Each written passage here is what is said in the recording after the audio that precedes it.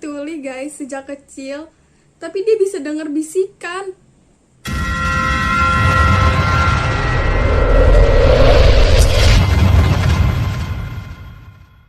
Assalamualaikum warahmatullahi wabarakatuh. Hai guys, balik lagi di channel aku yaitu Real Story. Nah, di Real Story kali ini akan menceritakan creepypasta. Nah, ya belum tahu creepypasta yaitu benda atau gambar yang sudah tersebar di internet dan meliputi mengenai cerita-cerita horor, pembunuhan, dan bunuh diri. Oleh karena itu kalian jangan skip video ini karena malam ini aku akan menceritakan creepypasta, cerita-cerita horor pendek yang cukup seram. Oke, next ke Real Story creepypasta yang pertama. Lemari kayu. Aku baru saja membeli lemari kayu. Tak ada apa-apa sebelum ada yang mendobrak pintu lemari dari dalam. Mungkin kalian pikir itu ada yang iseng gitu ya, tapi kalian baru ingat kalau di rumah itu kalian lagi sendirian dan malam-malam. Oh my god. Oke, next. Mimpi. Kamu selalu bermimpi kamu dibunuh, diperkosa, dipotong-potong, sampai hingga seseorang ada yang membuat mimpimu jadi kenyataan. Aku juga suka mimpi itu kan. Kalau misalkan mimpinya seneng, ya pengen gitu ya kan terkabul mimpinya. Cuman kalau misalkan mimpinya kayak gini, enggak deh. Oke, next.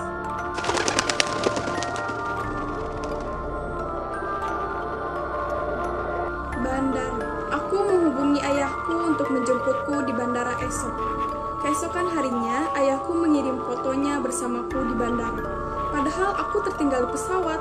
Oh, kalian pernah ngalamin gak sih kayak kalian ketinggalan arwahnya gitu di suatu tempat, padahal kalian jasad kalian tuh udah pergi kemana dan kalian masih tertinggal. Itu benar-benar nyata sih, pernah kejadian, ngeri juga ya. Oke, next.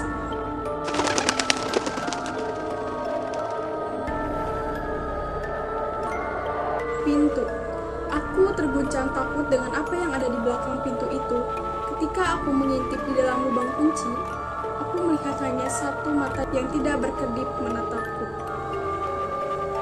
Ini bener merinding loh, jadi kayak kalian ngerti gak sih kayak kalian lihat ke lubang pintu kunci dan ternyata dia juga ngeliatin ke lubang pintu kunci dan kalian saling bertatapan. Oke, next.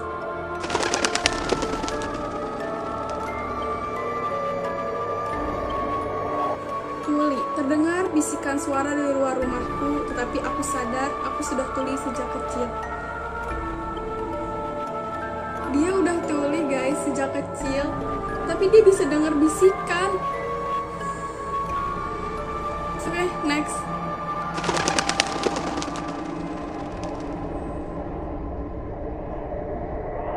Bayangan. Sebuah studio tari, aku setengah asik menari sendirian. Namun saat menatap bayanganku, ternyata aku tidak sendirian. Jujur nih ya, aku juga kalau misalkan di sebuah ruangan gitu yang kita kayak terlihat gitu bayangannya, aku juga suka ngeliatin bayangan sih. Kalau misalkan ada dua juga ngeri. Oke, next.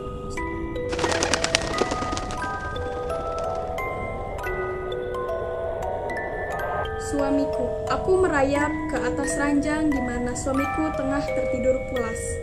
Aku mencium keningnya dan mengucapkan selamat tidur. Kemudian ponselku menyala karena ada pesan masuk yang ternyata dari suamiku yang mengabarkan bahwa ia tak bisa pulang sampai esok pagi karena ada rapat dadakan. Terus yang tadi dia lihat suaminya lagi tidur pulas dan dia cium keningnya, itu siapa? Jangan sampai kejadian kayak gitu ya guys. Oke, next.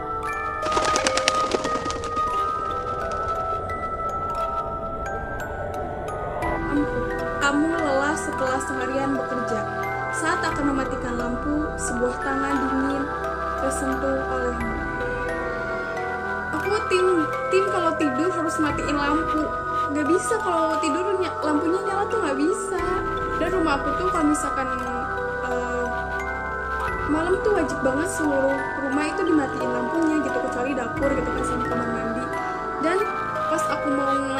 matiin lampu kamar pasti dong udah gelap. Kalau misalkan aku malam-malam suka pengen kamar mandi, pasti aku selalu nyalain lampu kamar dulu. Dan itu emang susah banget ngegapannya karena kan gelap gitu kan, luar gelap, jadi ke kamar aku juga gelap. Kalau mau nyalain lampu tuh juga kayak susah gitu, gimana gitu kan saklarnya. Ini kalau misalkan kalian udah nemu saklar dan kalian nyentuh tangan orang, oh my god. Oke, next.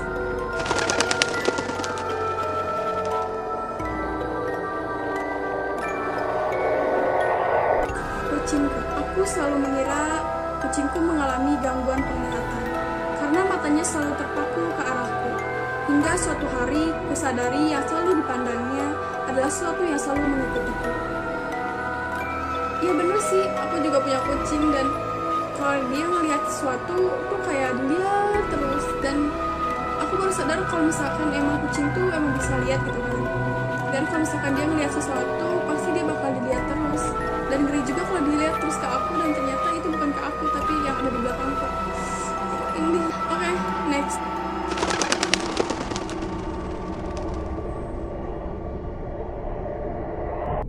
Guling. Seperti biasa, sebelum tidur aku mematikan lampu kamarku terlebih dahulu. Setelah itu aku beranjak naik ke atas kasur. Aku pun tiduran dengan langsung memeluk guling di sampingku. Dan tiba-tiba aku teringat bahwa gulingku tadi dipinjam adikku. Kalau misalkan guling aku dipinjam, terus tiba-tiba aku meluk guling, dan ternyata itu adalah hantu yang paling aku serem sih. Kalau misalkan itu jadi guling. Oke, next.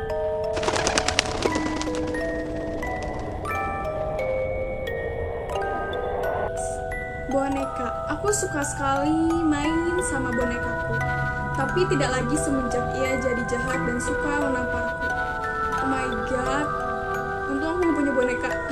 Tapi emang juga sih kayak banyak juga cerita-cerita mengenai boneka yang bisa hidup. Tapi aku juga nggak tahu itu benar atau enggak. Coba komen di bawah. Oke, next.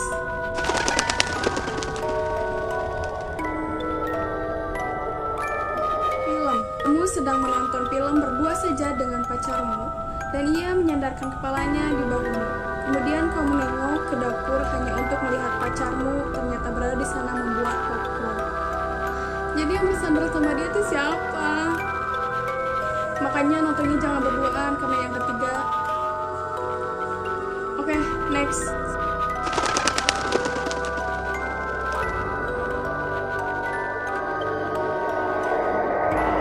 CCTV.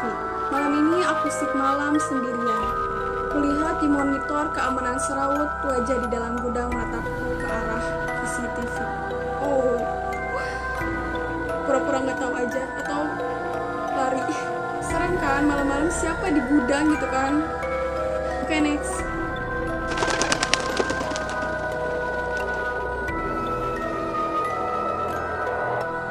Selimut. Tidak ada yang aneh dengan selimut kecuali kamu lihat dirimu sendiri dalam selimut tersebut. Oh, aku tuh kalau tidur pakai selimut juga, dan ngeri juga kalau kalian pas mau pakai selimut dan di dalam selimut itu kalian lihat diri kalian sendiri. Nah, itulah cerita-cerita horor pendek creepypasta. Kalau kalian suka mengenai creepypasta, aku bakal sering-sering cerita mengenai cerita-cerita horor pendek creepypasta. Nah, kalau kalian suka dengan video ini, kalian wajib banget tekan tombol like dan subscribe. Dan juga jangan lupa komen di bawah aku cerita serem apa lagi, atau aku harus cerita mengenai cerita creepypasta lagi. Dadah!